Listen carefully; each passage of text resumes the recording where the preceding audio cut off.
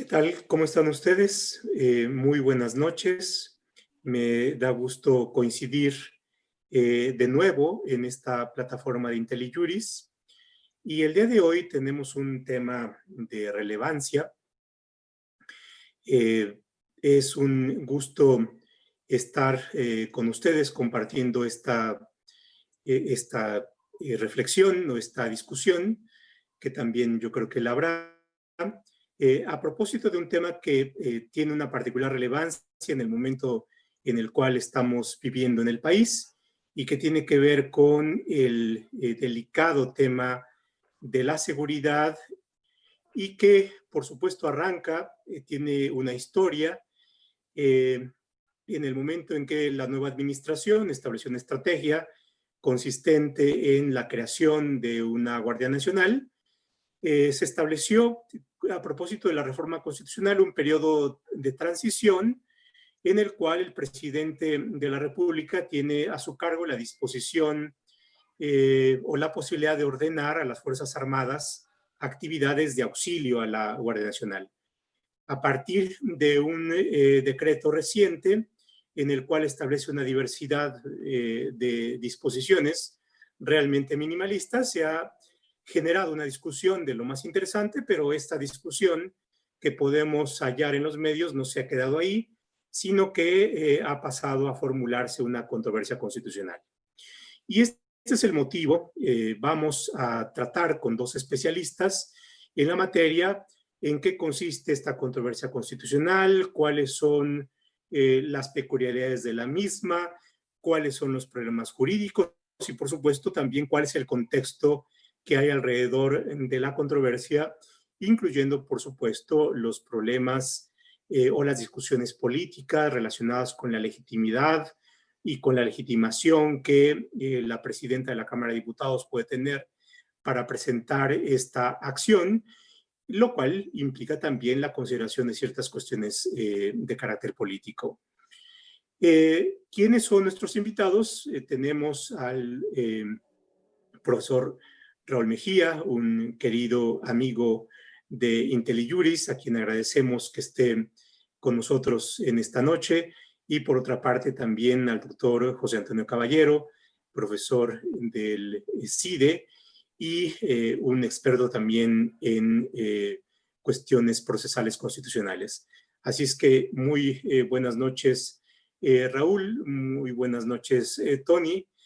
Agradezco y les transmito de IntelliJuris el aprecio y el agradecimiento para estar con nosotros en esta discusión.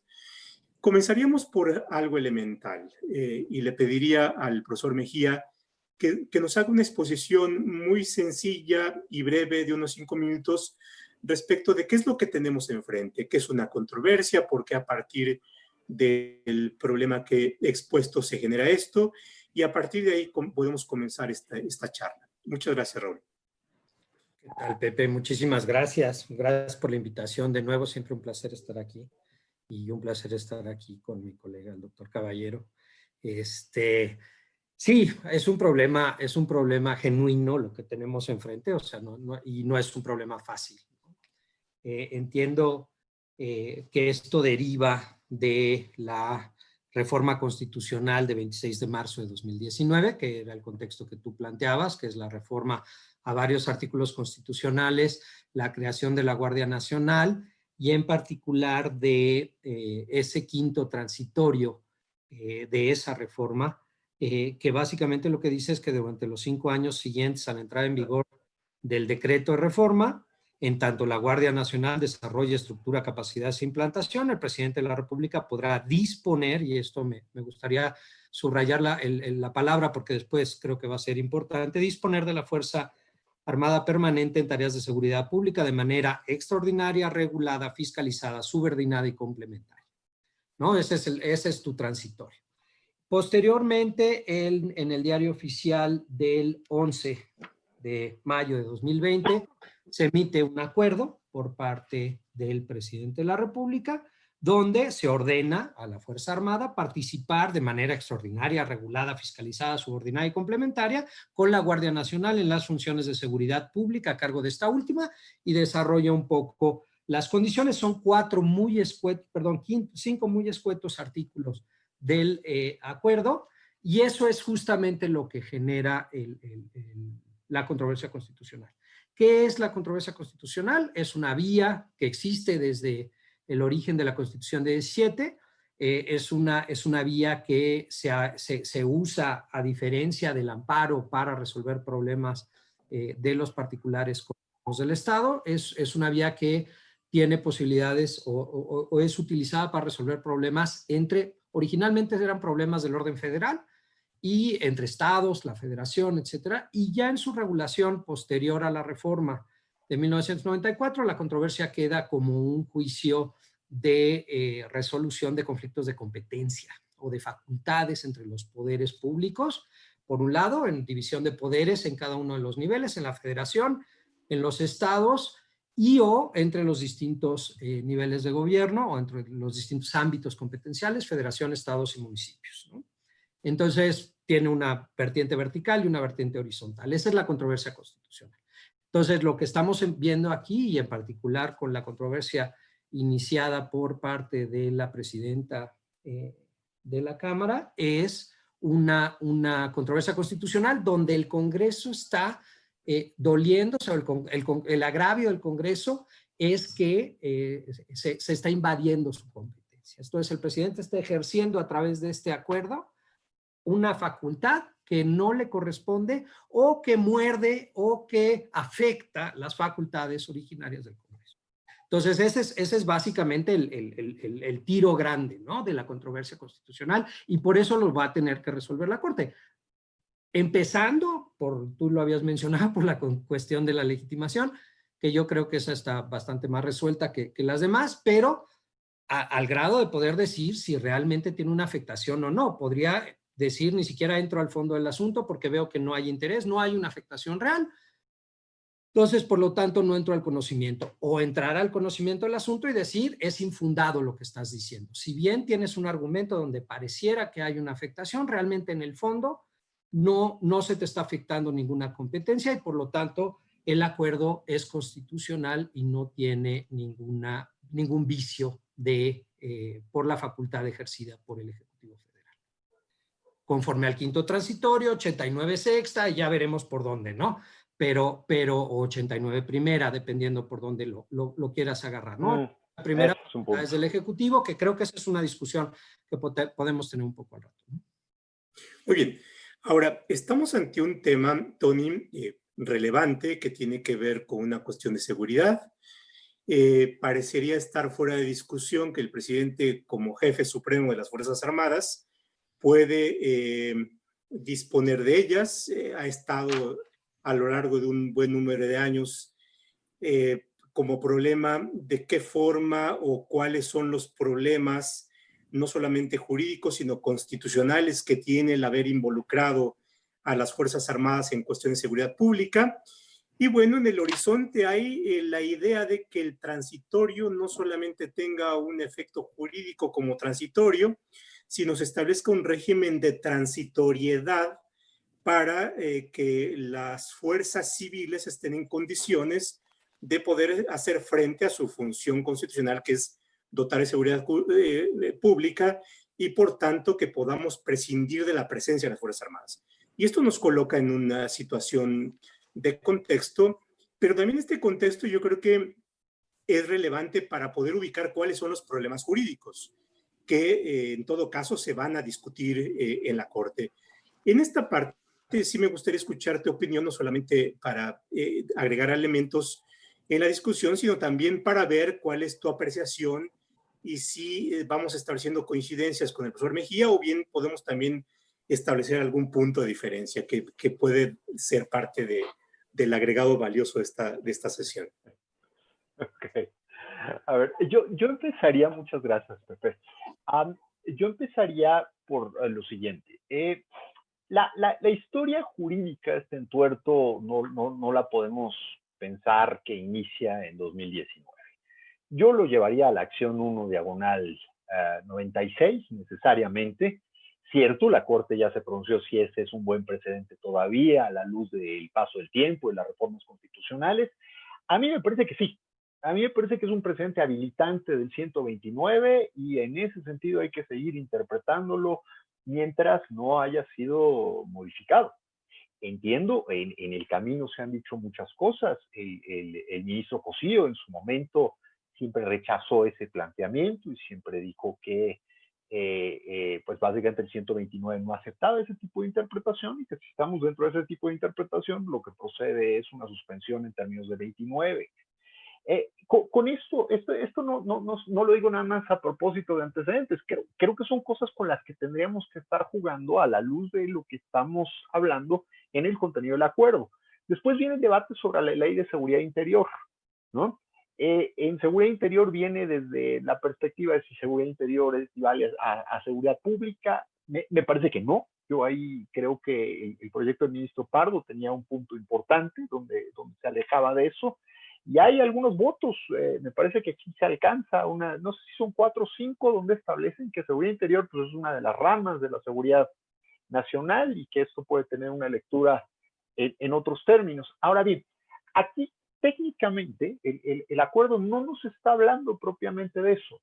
Vamos a partir de esta idea. Cuando las Fuerzas Armadas realizan esta función con fundamento en el 89, fracción 6, pues estrictamente hablando no estamos técnicamente refiriéndonos a cuestiones de seguridad pública, estaríamos hablando de seguridad interior.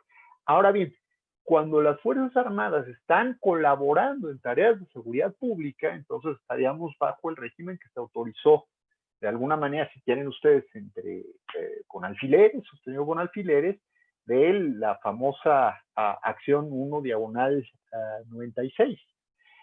Esta indefinición creo que es un marco que tenemos que tener muy clarito en este momento. Y la pregunta dura, yo creo que tendría mucho que ver, Pepe, con cómo operacionalizas la habilitación que te concede el artículo 5º transitorio de la famosa reforma constitucional. Raúl ya lo veía con mucha claridad. Yo creo que se va de bruces ahí el acuerdo del presidente de la República al pensar que es el 89 fracción primera, pero tampoco es necesariamente aplicable el 89 fracción sexta, porque el 89 fracción sexta es seguridad nacional y aquí estás habilitando para realizar funciones de seguridad pública. Tendríamos que construir la interpretación, pero me gusta mucho más ir por allá. Y se va de bruces porque el 89 fracción primera pues habla de jugar con ley desde la esfera reglamentaria y en este caso pues no hay ley, no existe. ¿Necesitamos una ley para echarlo a andar? Esa es una buena pregunta. Pero en términos generales creo que ese es el contexto. Otro contexto importante tiene mucho que ver, me parece, con el principio de gobierno civil. ¿Y cuál es la función realmente de las Fuerzas Armadas en una democracia como la nuestra? Es muy simbólico. La jefa de gobierno de la Ciudad de México el viernes pasado, después del lamentable atentado, sale junto con el comandante de la primera zona militar, que tiene el cargo no solo de comandante de la primera zona militar, sino de coordinador de la Guardia Nacional en la Ciudad de México. Otra vez, pareciera entonces que todo ese texto que habla de un carácter civil de la Guardia Nacional, pues no lo estamos viendo. Son cosas que están entremezcladas, pero creo que en el fondo no van a afectar la discusión misma del acuerdo y sus alcances. Pero es para empezar a limpiar, digamos, el terreno. Así es. Yo creo que con esto vamos perfilando una diversidad de problemas que tienen que ver con el fondo de la cuestión. Y por supuesto, en el fondo de la cuestión están ligados una diversidad de cuestiones como la operacionalización, que tú le llamas, en esta compleja e intrincada relación que la propia regulación de la Guardia Nacional tiene y que me parece ahí uno de los puntos complicados. Pero bueno, vamos por temas. A ver, una de las cuestiones que ocupó una buena cantidad de expresiones tiene que ver con el que haya sido ejercida esta controversia por la presidenta de la Cámara de Diputados, que como sabemos proviene de un partido que tiene minoría en la Cámara y bueno, el partido que tiene la mayoría protesta. Y lo interesante aquí son los argumentos.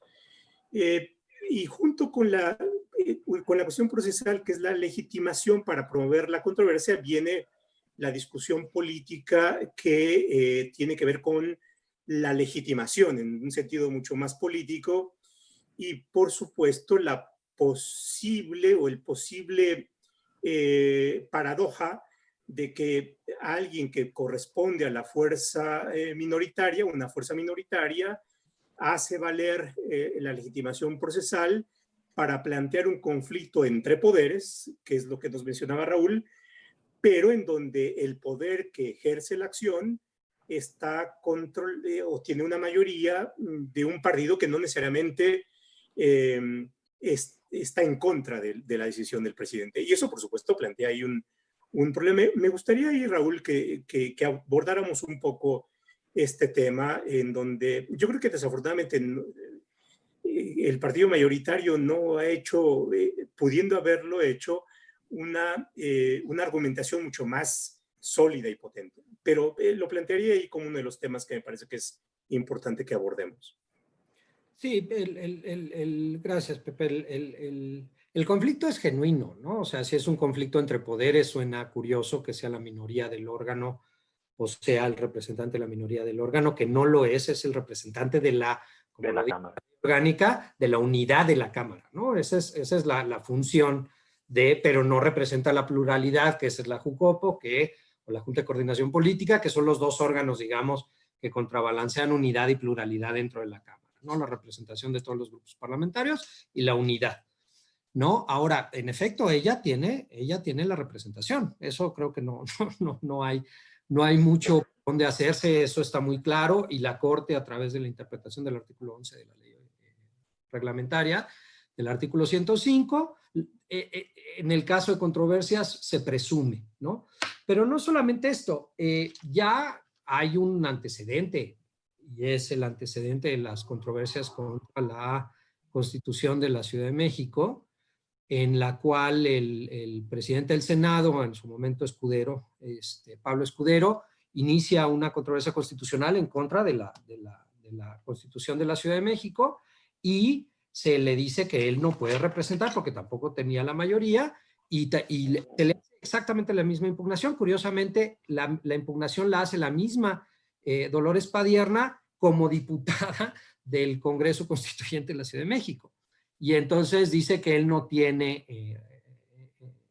¿Por qué? Porque en efecto no está representando la mayoría, nunca hubo un acuerdo por parte, ni se votó en el pleno, etcétera, ¿no? Pero este es un problema en la regulación interna de las cámaras, en la ley orgánica, no es un problema y que refleja un problema real. Esto es que si realmente puede llevarse una controversia o iniciarse una controversia simplemente con la voluntad de la presidenta sin acuerdo de la totalidad o de la mayoría del órgano, o no. Ese es el problema interno, pero ese es un problema que se tendría que arreglar en la propia regulación o en la propia legislación orgánica del Congreso. En la Constitución de la Ciudad de México no está el engrose todavía, pero ahí estuvimos haciéndole una escarbadilla y pues básicamente los previos se votaron por unanimidad y hay, eso sí lo sé, hay causal de improcedencia expresa. Entonces, no nada más es que no se haya impugnado, ¿sí? O sea, sí hubo una causal de improcedencia por la contraparte diciendo que no había representación o no había legitimación por parte de el presidente del Senado en su momento, ¿no? Que es, el caso es idéntico. Entonces, yo en este momento, yo creo que hay criterio cuasi unánime en la Corte, la única que no estaba en su momento porque se votó esto a finales de 2019, entonces creo que la única que no estaba era la ministra Ríos Farjat. Entonces, en principio creo que tenemos mayorías en pleno para ni siquiera tener un problema sobre el asunto, ¿no? O sea, supongo que alguna discusión habrá por la relevancia y cómo han tomado el tema, pero el precedente es como muy claro, ¿no? Sí, como pintaría que tampoco se va a constituir como un problema en la discusión en la Corte, ¿no? No. Ahora, profe Caballero, a partir de esto se han planteado una serie de temas. Por ejemplo, en algún momento estuvo una corriente de opinión muy fuerte en el sentido de que la Comisión Nacional de Derechos Humanos, y voy viendo ahorita uno de los comentarios que está por ahí que han formulado nuestros acompañantes en esta tertulia, en el sentido de que la Comisión de Derechos Humanos pudo haber promovido también algún medio de acción constitucional. ¿Algún comentario sobre esto? Porque es importante como ir limpiando el camino y por supuesto ir asignando las funciones que le corresponden y los medios que corresponden. ¿Cuál sería su apreciación respecto de esto? Yo no la veo.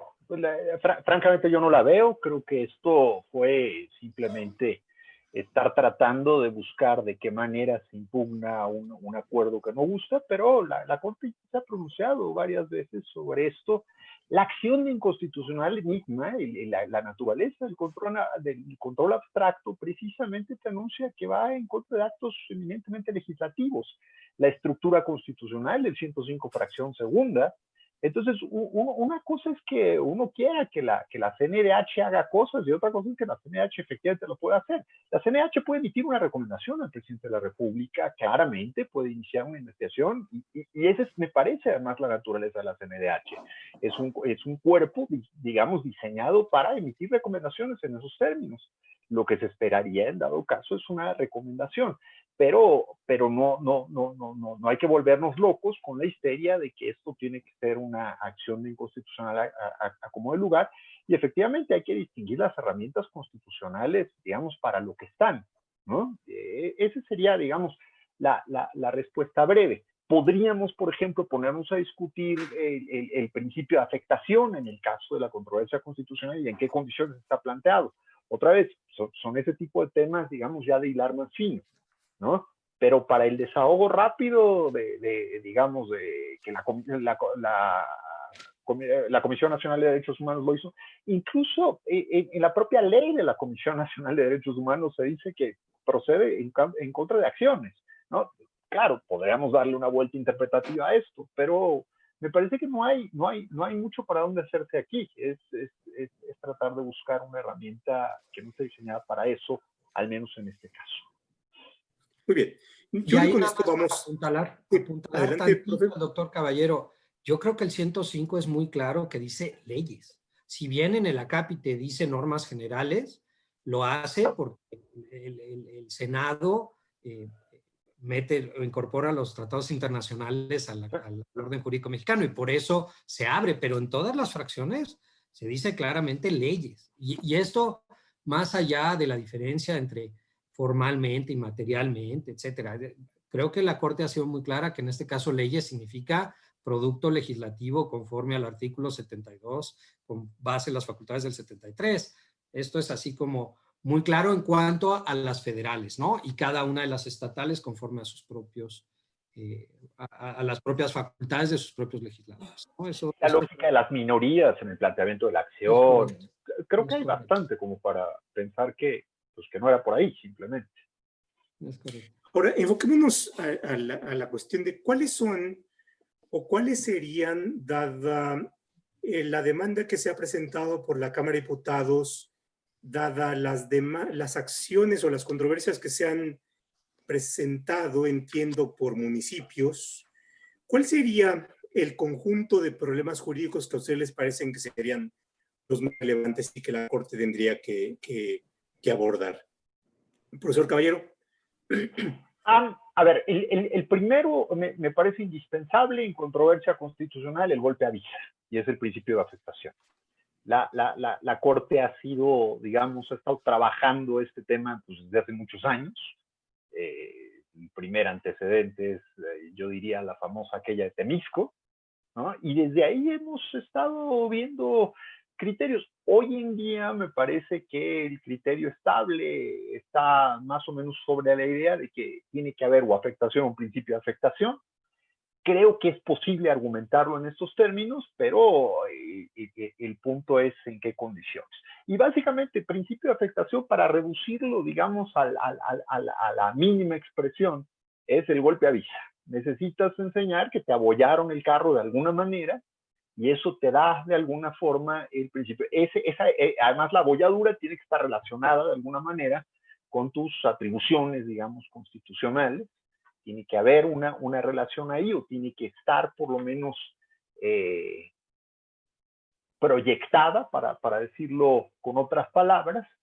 y en ese sentido entonces tienes que establecerlo. Ese sería el primer punto.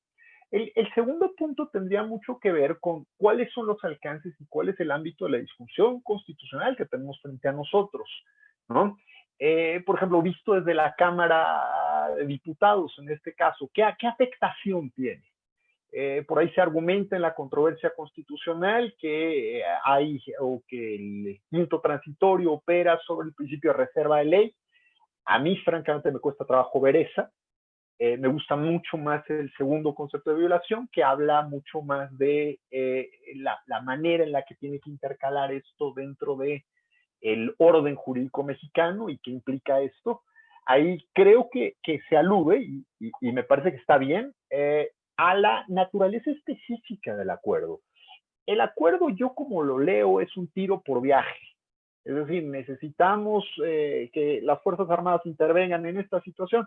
Adelante, es tiro por viaje porque está supliendo la debilidad de una Guardia Nacional que está en formación. Pero lo que está haciendo el acuerdo no es un tiro por viaje, sino es una habilitación de carácter general. Es decir, nos quitamos de problemas. Además, no dejo de subrayar, digamos, los problemas jurídicos, y yo lo diría con toda claridad, el desaseo jurídico en la construcción del propio acuerdo. Tiene problemas importantes de motivación, creo que tiene un problema de fundamentación, y no quiero irme a los argumentos clásicos de artículo 14 de legalidad en ese sentido, pero creo que aquí hay cuestiones muy, muy sustantivas que tienen mucho que ver con esto, ¿no? Cuestionábamos si es realmente el fundamento del 89 fracción primera. Yo creo que no lo es. Simplemente creo que no lo veo ahí.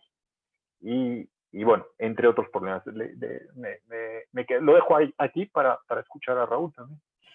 Sí, profe Mejía.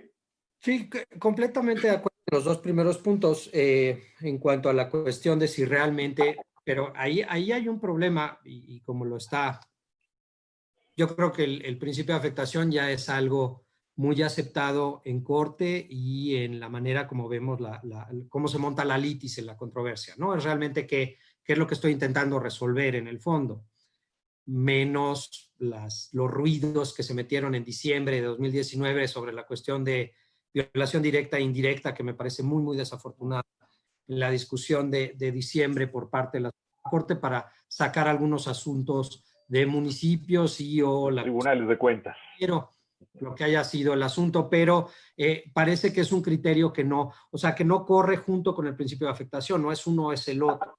Entonces, pero en principio pareciera que seguimos sobre el principio de afectación y no se ha logrado la segunda cuestión. Lo que sí es cierto es que yo antes de entrar a la fundamentación del acuerdo, a las condiciones específicas de legalidad del acuerdo, sí requiero justificar la afectación. Entonces, si no hay afectación, entonces yo no entro, por más que puedan estar fundados esos argumentos, ¿me explico? O sea, yo primero tengo que probar que me estás afectando una competencia. Entonces, casi yo diría, y digo, esto la Corte lo ha manejado de varias maneras, de decir una vez que ya es procedente el asunto, pues entonces ya entro a todos los conceptos, independientemente si en los conceptos mismos no hay una afectación específica. Porque el hecho de que hay un problema de legalidad o que hay un problema de falta de fundamentación en el acuerdo no es una afectación a la competencia del Congreso o a la facultad del Congreso. Entonces, eso es un problema específico del acuerdo, pero no es algo que me afecte a mí como Cámara de Diputados. Entonces, ahí yo creo que muy claramente hay que ver los dos tipos porque si yo hago un estudio previo en el proyecto, o se hace un estudio previo en el proyecto y se dice no hay afectación, yo ya no estudio nada. Sobre SEO no hay interés y se acabó el asunto, ¿no?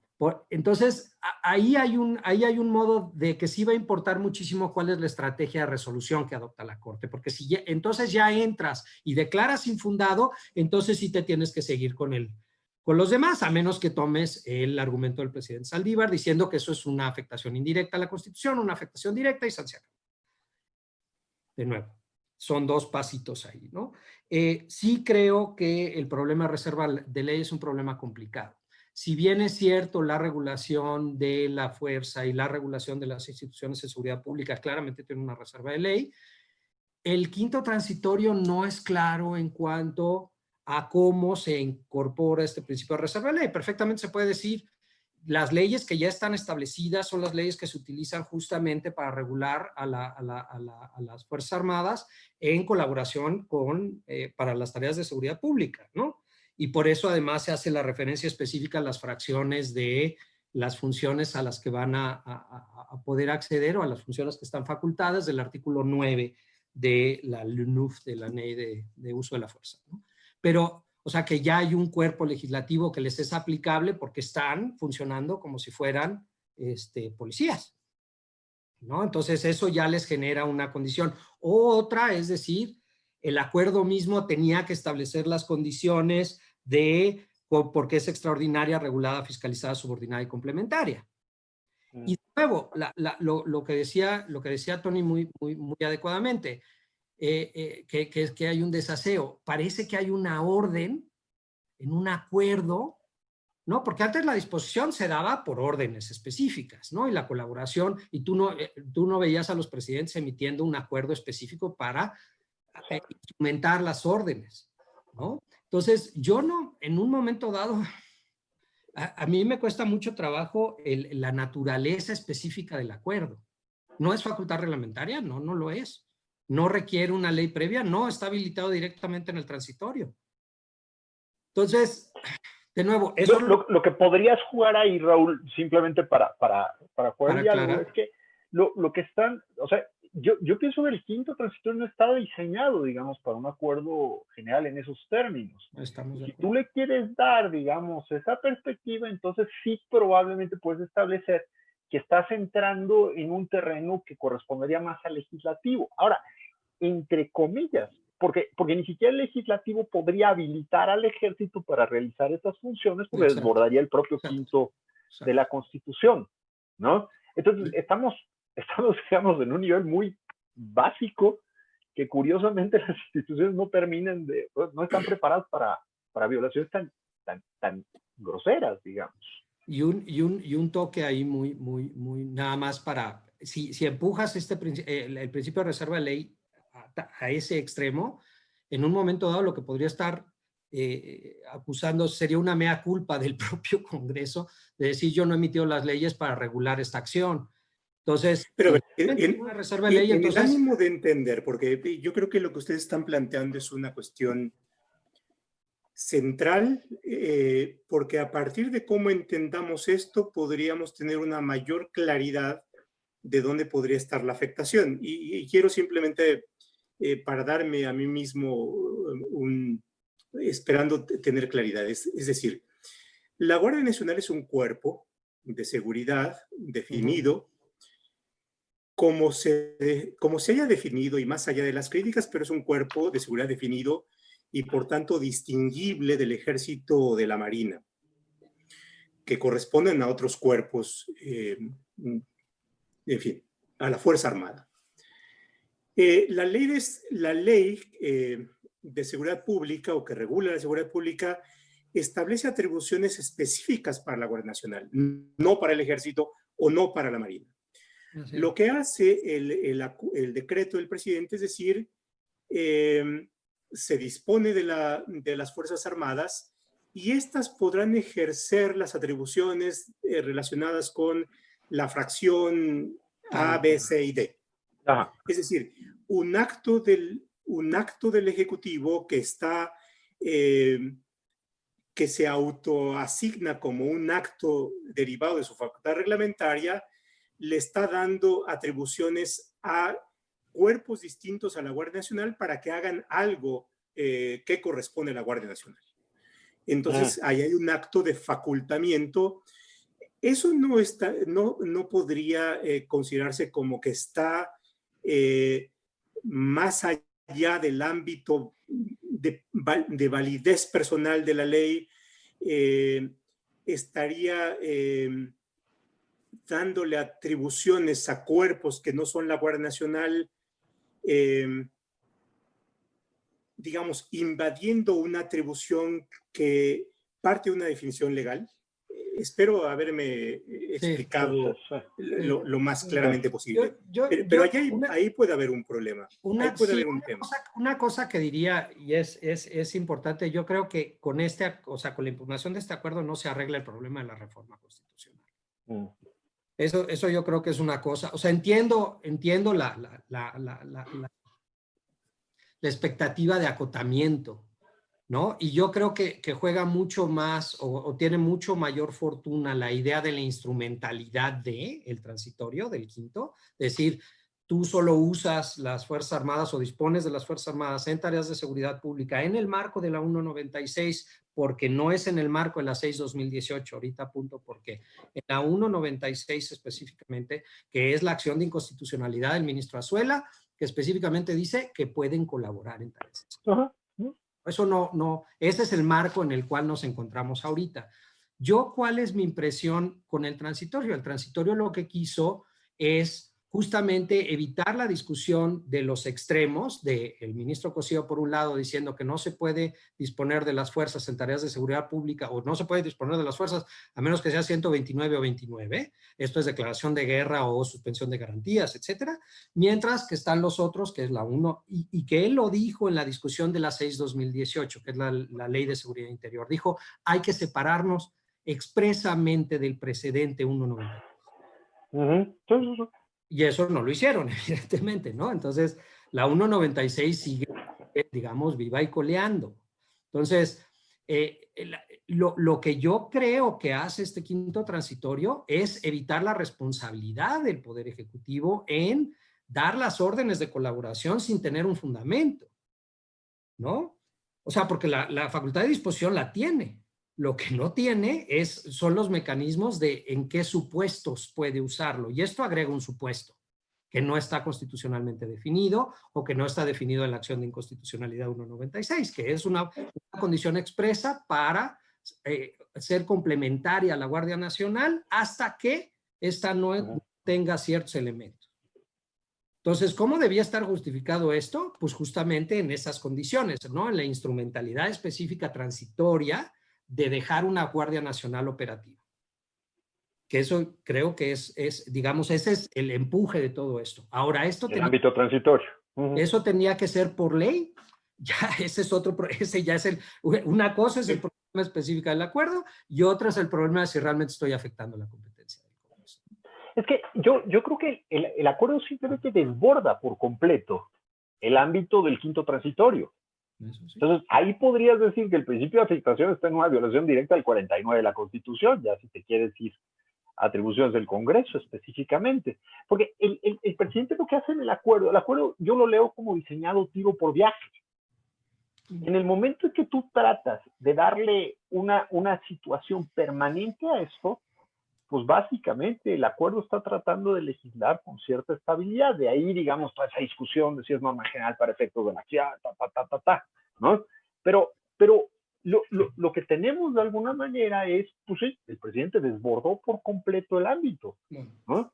Si tú lo que querías era la intervención de las Fuerzas Armadas asistiendo a la Guardia Nacional, está muy bien, ya lo hice la Constitución, lo hizo un transitorio, está muy bien. ¿En qué región empezamos? ¿Y en qué condiciones empezamos? Y justifícame tiro por viaje tu excepcionalidad, las razones extraordinarias, la subordinación, shalala, ¿no? De acuerdo. Lo que no puedes hacer es aventártelo, digamos, para todos los lados en supuestos tan abstractos, porque entonces en ese sentido entonces ya generaste ese ámbito tan amplio. De hecho, para el tema de la afectación, yo creo que los municipios lo tienen mucho más fácil, precisamente por la naturaleza concurrente de la seguridad pública, ¿no? Entonces, el impacto del acuerdo es que te obliga de facto, digamos, a tener estas situaciones de colaboración. Ahora, y esto, otra vez, constitucionalmente se ve de una manera, en la calle se ve de una manera muy distinta, que es quizá también una cuestión que afecta mucho, digamos, lo fáctico detrás de la discusión jurídica que podemos tener, ¿no? Ahora, Raúl, esa es la otra faceta, la que plantea Tony, del problema. Es decir, los municipios aquí tendríamos que verlos también en esta posibilidad de afectación. En el contexto del federalismo, ¿ahí qué te parece el tema de los municipios? Sí, de nuevo, lo tenemos discutible, ¿no? De entrada, la intervención tanto del ejército como de la Guardia Nacional en tareas de seguridad pública locales es por convenio, ¿no? O sea, no tienes que convenir con los, entiendo, ¿no? Por el sistema nacional. No entras de manera directa y no ejerces, ¿no? Y justamente como están las facultades específicas que puede utilizar complementariamente el ejército en referencia a las fracciones de la Ley Nacional del Uso de la Fuerza, son facultades federales, ¿no? Entonces, no sé qué tanto, realmente, entiendo que en la materia y en el campo, pues, En calle converge. eso no hay modo, pero No hay manera. normativamente pareciera que la acción está muy acotada a funciones federales. Entonces, no sé si normativamente se puede justificar una afectación, ¿no? Y de hecho, la diferencia es que esta ya está admitida y la del municipio de Colima que se mandó a aclarar, ¿no? Entonces, no está claro, o sea, no, Claro. pareciera que no está fácil. Aun cuando en efecto en la realidad, en lo pragmático, pues hay una mayor incidencia, ¿no? En esto, normativamente creo que es complicado, ¿no? Sí, pero fíjate, incluso reconozco el programa normativo específico, pero dentro de la, digamos, de la definición amplia que tienes en el artículo 21 de seguridad pública, es muy difícil que tú, digamos, en el plano operativo puedas establecer hasta acá. Es como la vieja discusión del narcomenudeo, ¿no? En narcomenudeo se decía, bueno, entonces las policías locales no pueden meterse en narcomenudeo porque no tienen competencia. Claro que tienen competencia. Es decir, sí pueden intervenir, eventualmente lo tendrán que presentar ante autoridad federal, pero la construcción, digamos, dentro de la definición de seguridad pública es suficientemente amplia. Creo que efectivamente da para jugar el tema, da para enredarnos un rato, pero yo no la vería, digamos, tan preocupante desde el punto de vista operativo en ese sentido, ¿no? Sí. Ciertamente, otra vez, en la práctica es muy complicado, porque, bueno, las intervenciones del ejército, creo que nos estamos desviando aquí, pero nada más lo pongo, las intervenciones del ejército no preguntan, ¿no? De alguna manera, ¿no? Ese acentito de que son subordinadas a mando civil, pues es básicamente anecdótico para cómo se construyen las cosas. Tendríamos un problemilla adicional y es que los efectos serían solo para el municipio reclamante. También, por supuesto. Es nada más así el toque final, ¿no? Que solo aplicaría para los municipios de Colima o los municipios que hayan reclamado. Entonces tendrías, digamos, manchas en la República donde no se aplicaría el acuerdo, nada más. Eso como detalle peculiar de las impugnaciones del municipio, ¿no? Sí. Que tampoco afectaría tan dramáticamente porque entonces te confirmaría, digamos, la hipótesis de que esta cosa tendría que operar regionalmente con las justificaciones del caso, ¿no? Pero exacto, pues, es parte del problema. Parte del problema adicional también tiene mucho que ver con la capacidad, digamos, de las policías locales para poder hacer frente a un fenómeno, ¿no? En la Ciudad de México lograron obtener 5 barres del atentado terrible. No me imagino una policía estatal o una policía municipal en esas condiciones, pero claro, esto nos puede llevar a otro tema. Nos puede llevar a un tema donde ya identificas esta famosa categoría de la delincuencia organizada como un elemento dentro de la seguridad nacional y nos puede llevar a otro tipo de justificaciones, pero no necesariamente a las justificaciones de la seguridad pública, que efectivamente ahí creo que el corazón también del argumento es necesitamos a las Fuerzas Armadas, está muy bien, necesitamos que las Fuerzas Armadas colaboren en funciones de seguridad pública supliendo las deficiencias que tiene la Guardia Nacional, está muy bien. ¿En qué casos? ¿No? Para realizar qué funciones, en qué condiciones, que creo que ese es el duelo, digamos, de la motivación que tampoco encontramos en el acuerdo por ningún lado, ¿no? ¿A dónde lo quieres llevar? ¿En qué condiciones? ¿Por qué? ¿No? Y los puedes argumentar, quizá lo más doloroso del acuerdo es que es un acuerdo que tiene un sustento constitucional, nos guste o no, ahí está. Así es. Que lo puedes echar a andar con cierta... Mi duelo ahí es el desaseo profundo, en el desprecio, digamos, a lo jurídico profundo. ¿Puedo nada más complementar antes, Pepe, que cambiemos de tema que nos vas a llevar? Simplemente por un apuntamiento Pero adelante. Por un apuntamiento, si lo ves desde el punto de vista de la responsabilidad, la reforma constitucional y el quinto transitorio había sido muy exitoso en diferenciar a el presidente López, el presidente Peña y el presidente Calderón, ¿no?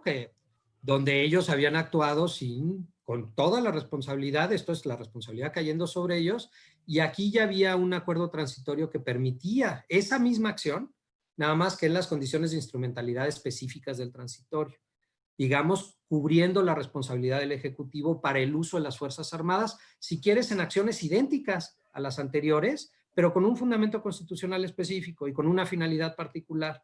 Sin embargo, como está hecho el acuerdo, no consigue justamente esa finalidad de cubrir la responsabilidad ejecutiva o la responsabilidad del jefe de las Fuerzas Armadas, porque al estar montado en esos términos tan generales, estableces condiciones de uso que no de cambio de responsabilidad, porque él sigue siendo responsable, en las mismas condiciones del uso de los presidentes anteriores. Entonces, justamente el cambio que estabas buscando lograr, que era cambiar o cubrir el mismo uso de las Fuerzas Armadas en condiciones de colaboración en seguridad pública, con una responsabilidad mucho más atenuada, diluida y justificada por parte del Ejecutivo, no se logra con este acuerdo.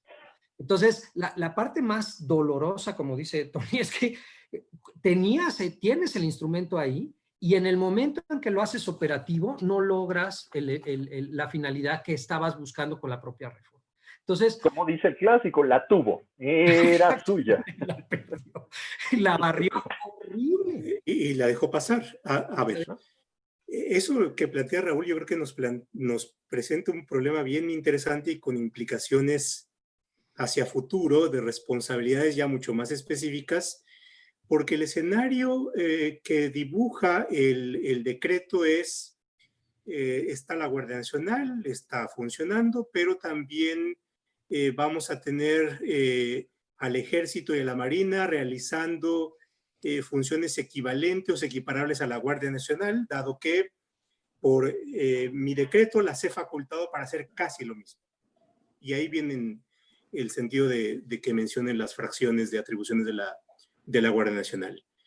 Pero con una omisión, y por eso hablamos de que dejó pasar la oportunidad, sin que haya un escenario a futuro en el cual se lleve a cabo un retiro ordenado del Ejército y la Marina, y por otra parte, en un sentido inversamente proporcional, no solamente se lleve a cabo un fortalecimiento de la Guardia Nacional como el cuerpo civil, y por otra parte tampoco, y ahí viene el sentido del federalismo, tampoco una política nacional de fortalecimiento de los cuerpos de seguridad estatales o municipales. Y ahí pareciera ser que lo que se hace no tiene vinculación con todo el sistema de seguridad pública que tenemos al lado, ¿no? Y ahí viene el problema. ¿Hacia dónde nos lleva el decreto? En la perspectiva de civilizar a la seguridad pública y desmilitarizarla.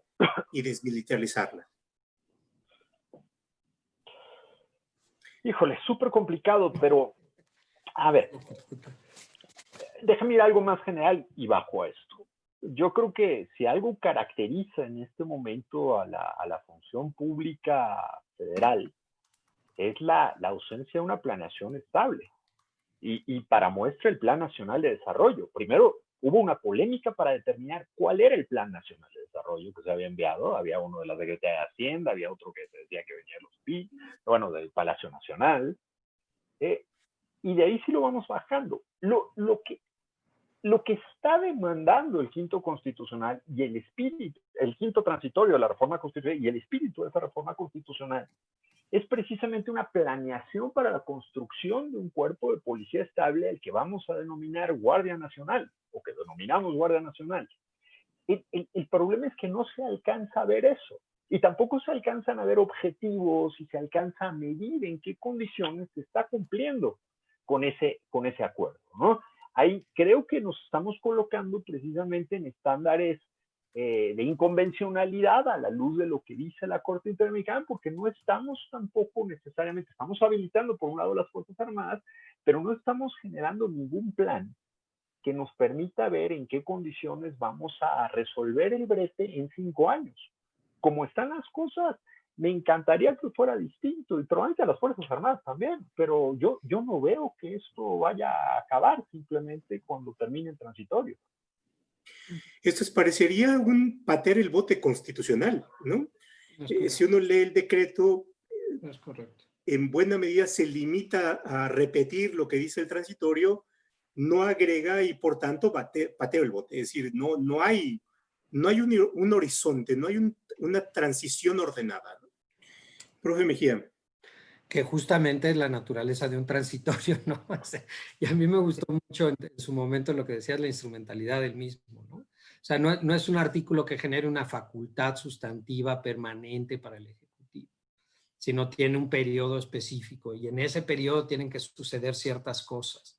Y lo dice el transitorio específicamente, en tanto no, suponiendo que justamente lo que vas a buscar es que ese en tanto ya no se presente. Esto es terminar con las condiciones de una nueva fuerza policial que es la Guardia Nacional, porque no es una fuerza armada, sino es una fuerza policial específica federal que termina con tomando sus atribuciones y ejerciendo sus facultades de manera correcta en el ámbito nacional, ¿no? Y dejamos de tener la necesidad de, o sea, porque siempre es este argumento, se necesita, ¿no? Yo siempre me ha sorprendido que siempre hay una argumentación de que no, se los vamos a sacar el ejército de las calles y justo antes hay una reunión con los generales y de repente no, cambia, no, perdón, no, esto no puede ser posible y por alguna razón volvemos a la misma situación original en la que nos encontramos. El mismo fraseo cae eso, ¿no? Al hablar de coordinación y no de coordinación de subordinación y tampoco es y complementariedad. Y complementariedad. Claro. Así es. Y la expresión coordinación no ayuda. Así es. Y ya en específico las condiciones, y aquí nada más porque si no después algunos abogados van a, no, pero la cuestión de la 6/2018, que en un momento dado se maneja, que es la de la Ley de Seguridad Interior. Yo creo que el precedente de la Ley de Seguridad Interior, más allá del desaseo del precedente, era un proyecto presentado por el ministro Pardo que acabó siendo engrosado por el ministro Medina Mora y que no tiene mayoría en la parte justo de los párrafos 150 a 159, donde establece que cómo se deben usar las fuerzas armadas en colaboración de seguridad interior, que es justo donde incorpora los criterios internacionales, ¿no?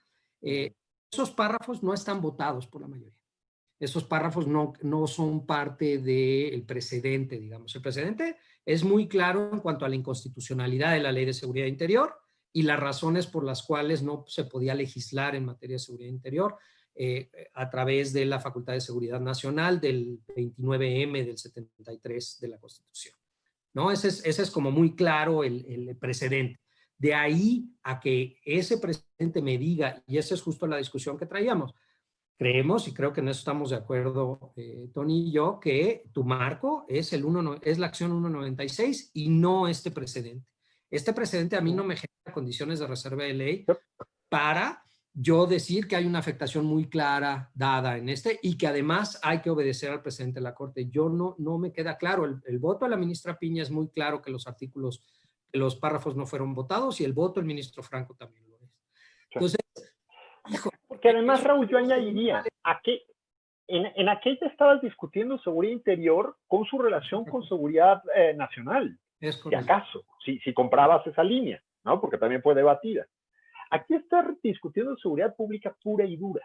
Sí. Y la habilitación constitucional es seguridad pública pura y dura. No necesitamos ir allá. Estoy de acuerdo, sí. Estoy de acuerdo.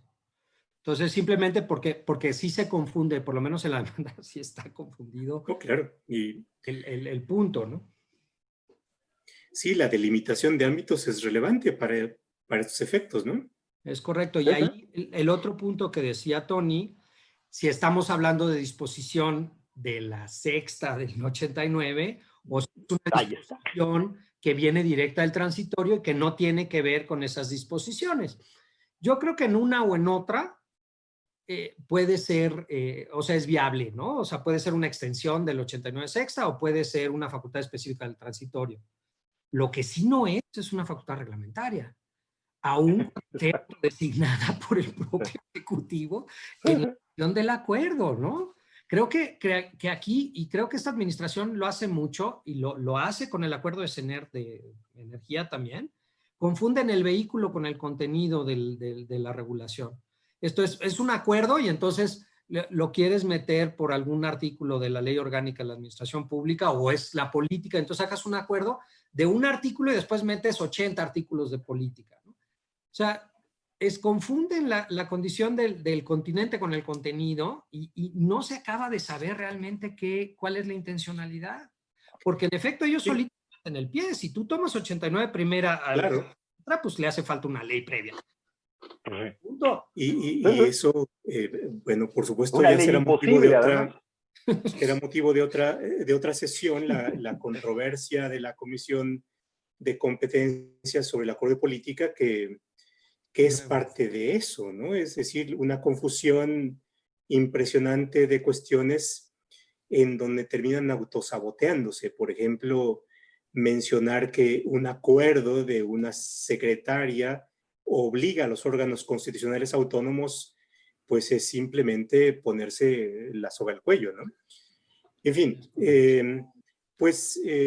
la verdad bien interesante, muchas cuestiones han salido, se nos va concluyendo el tiempo. Si quisieran hacer alguna reflexión hacia el final, adelante.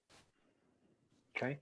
Quizá Laura Pepe, Rojas dice no, que está en seminario, así es que le están echando porras. Muy Ahora, bien, no sé si sea Laura Rojas nuestra presidenta de la Cámara o no, nuestra amiga, mi compañera. Exactamente.